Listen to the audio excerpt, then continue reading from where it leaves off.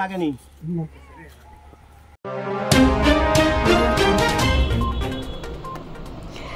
দেহের অর্ধেক ভেতরে অর্ধেক বাইরে এমন অবস্থায় যদি প্রাণপণ চেষ্টা করে কেউ বেরোতে না পারে, সেই অবস্থাটা কতখানি ভয়াবহ হয় তার জন্য। আকণ্ঠ খেয়ে দিয়ে বাড়ল পেট, সেই ঢাউস পেটের কারণেই এলো মহাবিপদ। তাই এমন অবস্থা হলো, না পারছে বেরোতে, না পারছে ঢুকতে। এমন অবস্থায় কাটলো বহু সময়। রাগে গর্জে উঠেও লাভ হলো না। কি হয়েছে, কেন হয়েছে, চলুন বিশদে যাই। ঘটনা চন্দ্রকোনা থানার মাংরুল গ্রামের। বাড়ির উঠোনেই খামার। সেই খামারে এক গর্তে একটি গোখুড়ো সাপ অর্ধেক বেরিয়ে অর্ধেক ভেতরে থাকা অবস্থায় ছটপট করছিল। বাড়ির গৃহকর্তা সামনে যেতেই ফোনা তুলে ফুঁসছিল। সাপটি এভাবে কেন কষ্ট পাচ্ছে বুঝতে পারছিলেন না। তবে কিছু সময় পর উপস্থিত সবাই যখন বুঝতে পারলেন গোখুড়োটি খাবার খেয়ে পেট মোটা হয়ে যাওয়ার কারণে আর বেরোতে পারছে না, তখন সেটিকে উদ্ধার করার জন্য বন দপ্তরে খবর দেওয়া হয়। আসে ওয়াইল্ড লাইফ রিকভারি টিম। ওই টিমের সদস্য মলয় ঘোষ দুপুরে সাপটিকে উদ্ধার করেন এবং সচেতন বার্তা দিয়ে যান। ইঁদুর খাবার কারণেই সাপটির এই দুর্গতি হয়েছিল বলে মলয়বাবু জানান। ব্যুরো রিপোর্ট, আমি সৌমিনা দত্ত, স্থানীয় সংবাদ।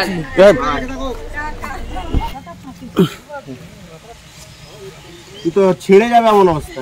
এটা অন্য কথা হলে উঠুকা পড়তো।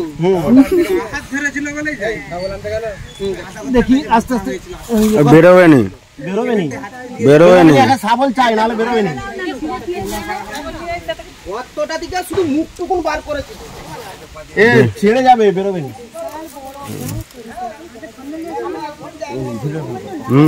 ভিডিওই করছি। এই এ বেরোবে নি, ট্রেনে ছেড়ে যাবে, তবু বেরোবে নি।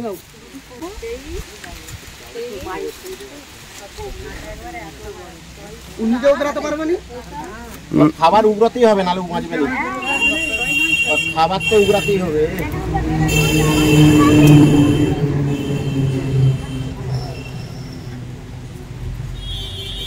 এইভাবে যাও যাও যাও যাও, ডালটা সরিয়ে দাও, ডালটা সরিয়ে দাও, ডালটা সরিয়ে দাও। পাশ দিয়ে বসতে পারে না। আস্তে আস্তে দেখে আস্তে, সাপের গায়ে যেমন না লাগে, গায়ে যেমন না লাগে। দেখি এবারে টানলে আসবে। না না, আসবে নি, একটু আর একটু তবু আসবে নি, আসবে নি, ছিঁড়ে যাবে। একটু ভালো করে টানো। ও বাবা, তুমি ডিপ ওরম হেলিয়া মারছো কেন কোদালটা? ইয়েটা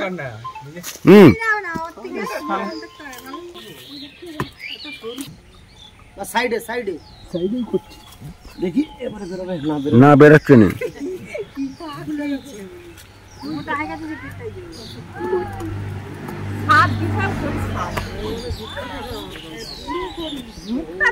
ওখানেই বসছো, খেয়ে দিয়ে ঢুকে পড়েছি।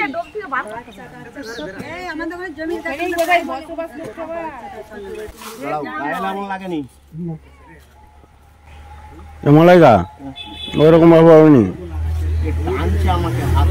তুমি আমি কোথায় বেরিয়ে, আমি একটু কথা থেকে বলছি, বেরিয়েছে না, বেরিয়ে যাবে, বেরিয়ে যাবে, বেরিয়ে যাবে। হ্যাঁ, এতখানে বেরোলো।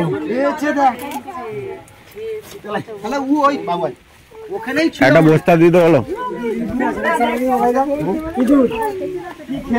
দেখতে হবে, আমি তো আর বুঝতে পারছি না। তোমরা একটাকে দাও তো, সচেতনতা বার্তা দিয়ে দিই। একটাকে দাও, এই যে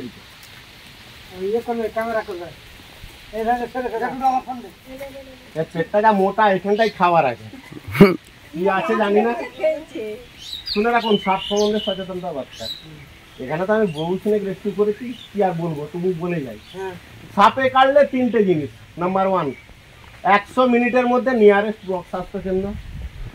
দ্বিতীয়ত, ক্ষতস্থানে রেখে বাঁধন দেবেন না, মানে যেখানে কাটবে তার রেখে বাঁধন দেওয়া চলবে না, তাহলে বিপদ ঘটে যাবে। তৃতীয়ত, ওঝার কাছকে যাবেন না। পরশুরি গ্রামের যে স্নেক বাইট কি হলো, ওঝার কাছকে গেল, মারা গেল, ওই ঘটনা পুনরাবৃত্তি যেমন না হয়, কোনোদিন ওঝার কাছকে যাবেন না। আর ক্ষতস্থানে রেখে বাঁধন দেবেন না। আর 100 মিনিটের মধ্যে নিয়ারেস্ট ব্লক স্বাস্থ্য কেন্দ্র। আমি যেখান থেকে রেস্কিউ করছি একটু মাংরুল গ্রাম, এখানে নিয়ারেস্ট ব্লক স্বাস্থ্য কেন্দ্র হচ্ছে ক্ষীরপাই। এসব কাটলে 100 মিনিটের মধ্যে যেতে হবে ক্ষীরপাই। আর এটি হচ্ছে গোখুরে, মানে গরুর খুর আঁকা আছে দেখুন এখানে। অতএব এদের বিষের নাম হচ্ছে নিউরোটক্সিন।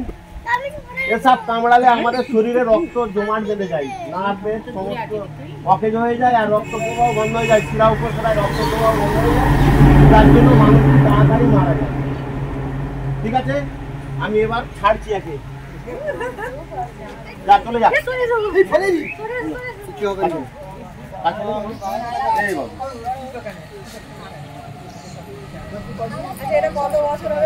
এটা 7-8 বছরের সাপ।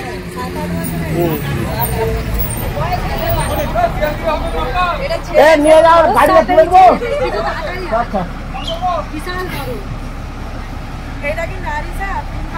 না, এটা পুরুষ, এটা পুরুষ। মেয়েটা আছে এখানে এই ঘরের মধ্যে। নমস্কার, আমি সংহিতা শিরোমণি। ঘাটাল মহকুমার সমস্ত খবর সঙ্গে সঙ্গে পেতে হলে আমাদের স্থানীয় সংবাদের ইউটিউব চ্যানেলটি সাবস্ক্রাইব করুন এবং ফেসবুক পেজটি লাইক করুন।